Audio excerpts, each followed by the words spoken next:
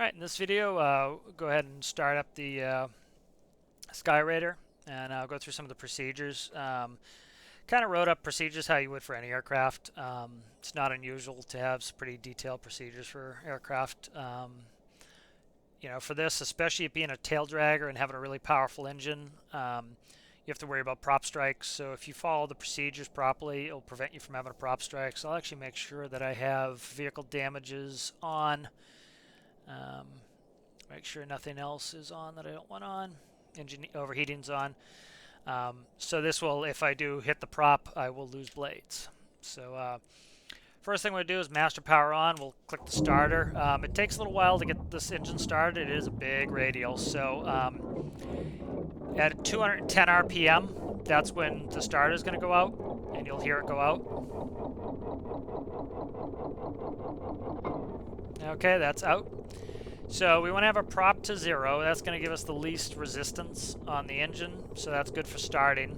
You'll notice the throttle starts at 0.13. That's so that it stays above that 210. The engine will try to auto restart if you go below 210, and the button's on. So next thing we'll do is we'll go ahead and we'll raise our prop up to 10%. As you can see, it says there 10% for takeoff and landing. The only one that's incorrect is the max speed should be 50, not 60. I'll change that. All right, we'll go ahead and we'll close our canopy.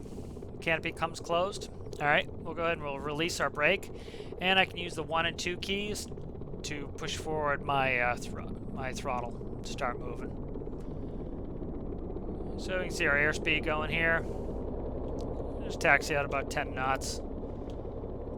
So I have the throttle all the way back now. Our up and down arrow are our brakes, so if you use down arrow, that will apply the brakes, so I'll actually do that. Actually, I think I didn't connect the brakes. I just changed out the wheels. The port brake is attached, that's why we went port. The starboard brake I didn't reattach after I did some gear work. So as you can see, we have tail wheel steering. Make sure that yeah, I had to release that port wheel. That port wheel was still stuck, so now we can turn. Yeah, I had to release the brakes on that port side. So I forgot to hook up the starboard wheel, but you have brakes using up-down arrow. So I'll actually just put on the parking brake here for now. Again, I just have the port side connected. I need to fix that. So what I'll do is I'll lower my wings. Wings are lowered? Okay. So I'm going to do this quick because I don't have any starboard brake, so I'll just let it roll. So I just put the flaps all the way down. That's going to be part of your procedure, flaps all the way down. Next thing you want to do is you're going to do S key all the way down. As you can see, now our elevators are full up.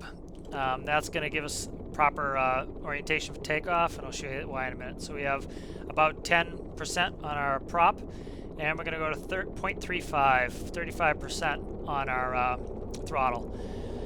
Now with our elevator, with our S key all the way down, elevators up, you'll notice that the nose will, or the tail will rise automatically. There it goes. This will keep us from prop striking, and just a nice gentle takeoff. All right, so I'm going to go back in the cockpit. All right, we can do gear up, so we'll actually watch the gear come up. Gear come up and they stow nicely. A little bit of painting to do there. All right, we'll go ahead and we'll put our props up. I'm sorry, our flaps up. Flaps are up. All right, next thing we'll do is we'll go to our we'll do our max endurance cruise. So what I'll do is I'll hold the 1 key to bring up the thrust, and I'll also just hold E. We'll go max throttle, max prop.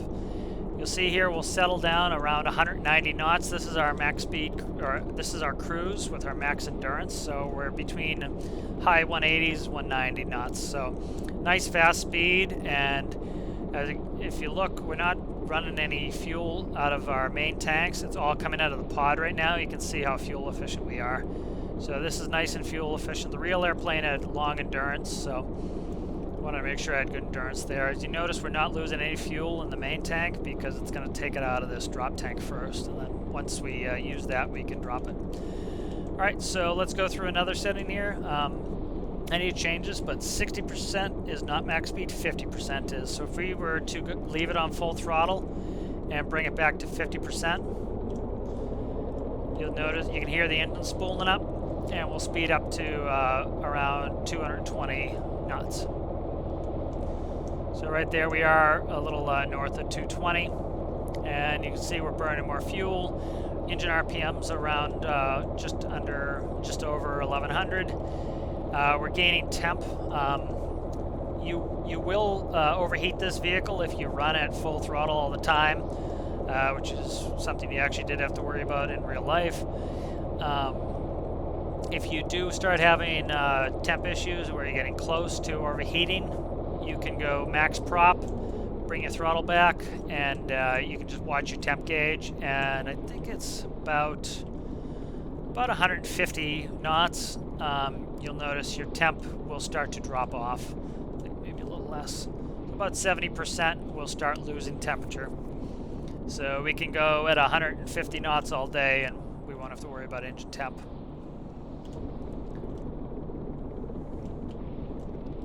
So the aircraft's nice and maneuverable, as I was saying. You know, I could try to add some. More aileron, but this configuration works well. As you can see, we have flapper on. You can see the flaps are also moving. There is a gyro in here. I didn't want to go for too much automation, just because, you know, the real plane is 1940s tech. It's pretty basic, and it's hand flying, and just kind of, I think it's more fun to hand fly, especially something from this era. So there's not going to be autopilot. There's not going to be turn stabilization on or any of that stuff. You know, it's you know, as you can see, we left from here, and we're already here in this short period of time. You know, the whole map is pretty small. You don't have to really. You're not going to be at this all day. You know, you don't really need autopilot, especially in a warbird like this that didn't really have autopilot. You don't really need it.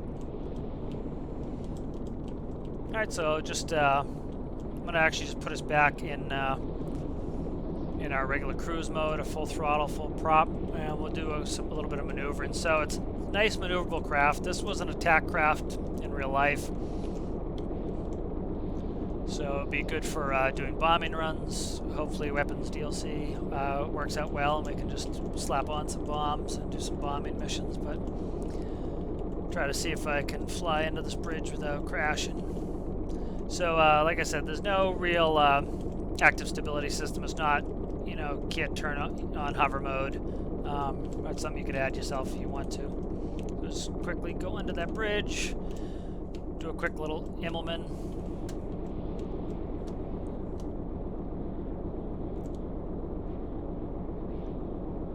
So it's nice and maneuverable.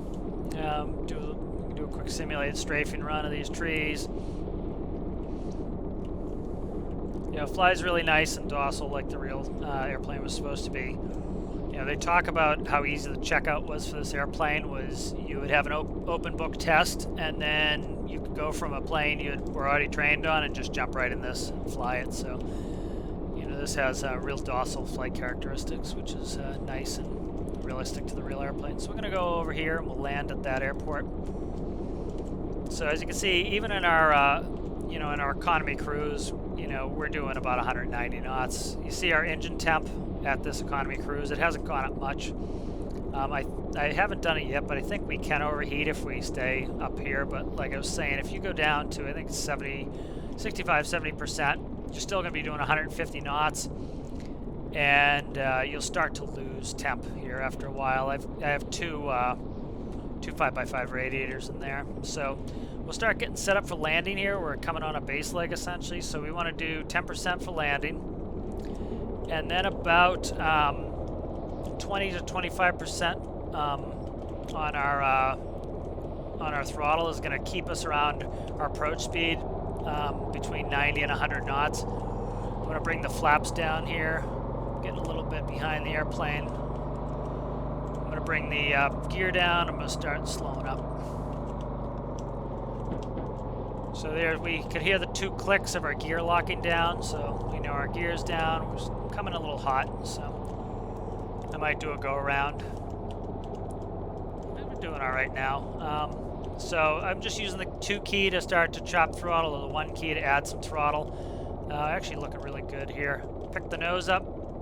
And that was a pretty reasonable landing. It wasn't great, but it wasn't terrible. I'm going to probably run off the side here. There we go. That was less than ideal.